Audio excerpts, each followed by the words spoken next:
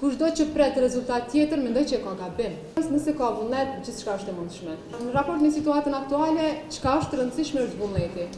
Rruga për të mbrirë të zgjidhja, sapo të ka vullnet, gjendet. Në këtë drejtim, as kushtetuta, as ndonjë ligj, as rregulloria e punës së kuvendit nuk parashes situata të ndalimit të tërheqjes, ose të kandidatit, ose të nënshkrimeve. Ose çka nëse shtohet edhe një, sepse ju e dini që më së shumti 4 kandidatë mund të jenë, duke pasur parasysh numrin e deputetëve, pra që janë 120, secili nga 30. Prandaj në këtë drejtim, mendoj që në qoftë se ka vullnet, pra shumë e rëndësishme që të ketë vullnet, sepse nga njëherë po i shoh edhe qëndrimet e subjekteve politike që vendi duhet shkojë në zgjedhje.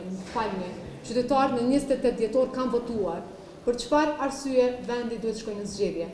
Kushdo që pret rezultat tjetër, mendoj që ka gabim, sepse nuk kemi kohë të gjatë prej dhjetorit deri tani. Janë shumë pak muaj ndërmjet. Në vend që të gjithë të fokusohemi që ta gjejmë një zgjidhje për çështjen e presidentit, ne përballemi me situata të kërkesave të vazhdueshme për të shkuar në zgjedhje, por mendoj që këtë nuk e meritojnë qytetarët e Republikës. Për t'ju rikthyer temës, nëse ka vullnet, gjithçka është e mundshme. Por pas takimeve me grupet parlamentare, kjo do të jetë e qartë.